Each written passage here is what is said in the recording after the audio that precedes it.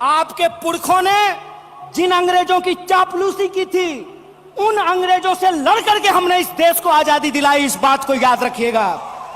ना आपके जेल से डरेंगे, ना आपके मुकदमे से डरेंगे, ना आपकी लाठियों से डरेंगे, ना आपकी गोलियों से डरेंगे। भारत माता इस देश में रहने वाले लोग हैं।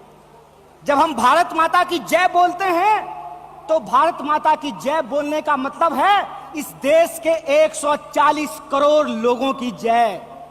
और 140 करोड़ लोगों की जय का मतलब है कि 140 करोड़ लोगों के हाथ में पढ़ाई हो, 140 करोड़ लोगों के हाथ में काम हो, 140 करोड़ लोगों के लिए रोजगार की व्यवस्था हो, 140 करोड़ लोगों के लिए इलाज की व्यवस्था हो, 140 करोड़ लोगों के लिए चलने के लिए सड़कें हो, गाड़ियां हो, रेलवे हो, हवाई जहाज हो। बीएसएनएल का मतलब होता है भाई साहब नहीं लगेगा। अरे भाई साहब नहीं लगेगा तो आप मुझे बताइए कि जियो धन धनाधन कैसे करेगा? यह सवाल आज इस देश के सामने खड़ा है। हम ऐसा देश नहीं चाहते हैं जहां आम लोगों के पास रोटी नहीं हो और प्रधानमंत्री के पास चलने के लिए 8,500 करोड़ का विमान हो। जब देश देश के लोगों से बनता है तो आप मुझे बताइए कि देश कैसे गरीब हो रहा है और देश के 2-4 पूंजीपति कैसे अमीर हो रहे हैं। यह कौन सी ऐसी जादू की छड़ी है जो मौजूदा सरकार चला रही है? आप मुझे बताइए कि आम लोगों की आमदनी घटती जा रही है और देश के 1-2 पूंजीपति दुनिया के अमीरों की सूची में जाकर के शुमार हो जाते हैं। मैं यहां यह बात स्पष्ट कर देना चाहता हूं, हमारी पार्टी अमीरों के खिलाफ नहीं है, हमारी पार्टी पूंजीपतियों के खिलाफ नहीं है, हमारी पार्टी उद्योग धंधों के खिलाफ नहीं है, हमारी पार्टी उद्योगपतियों के खिलाफ नहीं है। लेकिन हम ऐसा देश नहीं चाहते हैं जहां आम लोगों के पास रोटी नहीं हो और प्रधानमंत्री के पास चलने के लिए 8,500 करोड़ का विमान हो। हम ऐसा देश नहीं चाहते हैं कि इस देश के आम लोगों के हाथ में शिक्षा नहीं हो, कलम नहीं हो, स्लेट नहीं हो, कंप्यूटर नहीं हो, मोबाइल नहीं हो और इस देश की जो सरकारी संपत्तियां हैं, बीएसएनएल के बारे में क्या कहा गया? बीएसएनएल के बारे में कहा गया बीएसएनएल का मतलब होता है भाई साहब नहीं लगेगा। अरे भाई साहब नहीं लगेगा तो आप मुझे बताइए कि जियो धन धनाधन कैसे करेगा? यह सवाल आज इस देश के सामने खड़ा है। सरकार क्या करेगी? यह सवाल मैं पूछना चाहता हूं इस देश के नीति निर्माताओं से कि अगर एयर इंडिया नहीं होगा, जब देश में नहीं होगा एयर इंडिया, तो आप बताइए क्या करेंगे ज्योतिरादित्य सिंधिया? जब एयर इंडिया नहीं होगा, जब रेलवे नहीं होगा, जब बीएसएनएल नहीं होगा, तो मैं कहता हूं कि इस देश में मंत्री की क्या जरूरत है? जब देश में जनता नहीं होगी तो फिर इस देश में सरकार की क्या जरूरत है? जब देश में स्कूल नहीं होगा, अस्पताल नहीं होंगे, सड़कें नहीं होंगी, तो आप मुझे बताइए कि फिर संसद की क्या जरूरत है? इस देश की जो पूरी की पूरी संकल्पना है, उस संकल्पना को आज एक बार फिर से कांग्रेस के राष्ट्रीय महाधिवेशन में पुनर्विचारित करने की जरूरत है। देश का मतलब होता है देश में रहने वाले लोग। डीडी नेशनल पर एक कार्यक्रम आया करता था, नेहरू जी की किताब है डिस्कवरी ऑफ इंडिया।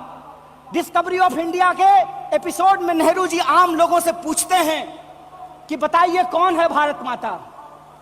किसको भारत माता कहते हैं? भारत माता इस देश में रहने वाले लोग हैं। जब हम भारत माता की जय बोलते हैं तो भारत माता की जय बोलने का मतलब है इस देश के 140 करोड़ लोगों की जय। और 140 करोड़ लोगों की जय का मतलब है कि 140 करोड़ लोगों के हाथ में पढ़ाई हो, 140 करोड़ लोगों के हाथ में काम हो, 140 करोड़ लोगों के लिए रोजगार की व्यवस्था हो, 140 करोड़ लोगों के लिए इलाज की व्यवस्था हो, 140 करोड़ लोगों के लिए चलने के लिए सड़कें हो, गाड़ियां हो, रेलवे हो, हवाई जहाज हो। और आपने देखा कि देश में कुछ लोग लोकतंत्र को अपनी बपौती समझ लिए हैं। अभी जब मैं हवाई जहाज की बात कर रहा था तो मुझे दिल्ली एयरपोर्ट याद आ गया। दिल्ली एयरपोर्ट पे भारी जो है सिक्योरिटी फोर्स आई थी, हमारे एक नेता को गिरफ्तार करने के लिए। तो मैं दिल्ली में बैठे हुए हुक्मरानों को इस महाधिवेशन के माध्यम से कहना चाहता हूं, आपको मालूम नहीं है भारतीय राष्ट्रीय कांग्रेस का इतिहास। आपके पुरखों ने जिन अंग्रेजों की चापलूसी की थी, उन अंग्रेजों से लड़ करके हमने इस देश को आजादी दिलाई। इस बात को याद रखिएगा। ना आपके जेल से डरेंगे, ना आपके मुकदमे से डरेंगे, ना आपकी लाठियों से डरेंगे, ना आपकी गोलियों से डरेंगे। भारतीय राष्ट्रीय कांग्रेस इस देश की पार्टी है और इस देश के हकूक के लिए लड़ती रहेगी। इस बात को याद रखिएगा। और आज के समय में जो आर्थिक लूट की नीतियां चल रही हैं कि प्राइवेटाइजेशन ऑफ प्रॉफिट और सोशलाइजेशन ऑफ लॉस, फायदा होगा तो अदानी का और नुकसान होगा तो एलआईसी का, ये हम नहीं चलने देंगे। इस बात को आप याद रखिएगा। फायदा होगा तो प्रधानमंत्री जी के दोस्त का और नुकसान होगा तो इस देश के आम लोगों का पैसा जो एसबीआई में पड़ा हुआ है उसका, ये हम नहीं चलने देंगे। इस बात को याद रखिएगा। इसीलिए हमारा पॉलिटिकल और इकोनॉमिक रेजोल्यूशन ये है कि भारतीय राष्ट्रीय कांग्रेस इंडियन कॉन्स्टिट्यूशन का सेफ गार्ड है। हम इंडियन कॉन्स्टिट्यूशन के पहरेदार हैं। हम इंडियन कॉन्स्टिट्यूशन के असली चौकीदार हैं। इस बात को याद रखिएगा। और इंडियन कॉन्स्टिट्यूशन इस बात को रिजॉल्व करता है, we the people of India. और यह जो we the people of India है, इसमें इस देश में रहने वाले वो तमाम लोग, चाहे हिंदू हो, मुसलमान हो, सिख हो, ईसाई हो, जैन हो, पारसी हो, बुद्धिस्ट हो, या वैसे भी लोग जो किसी धर्म को नहीं मानते हैं, वो सब भारत के लोग हैं। और उनके हकूक के लिए, उनके अधिकार के लिए, कल्याणकारी राज्य की अवधारणा को बचाए रखने के लिए भारतीय राष्ट्रीय कांग्रेस संघर्ष करेगी।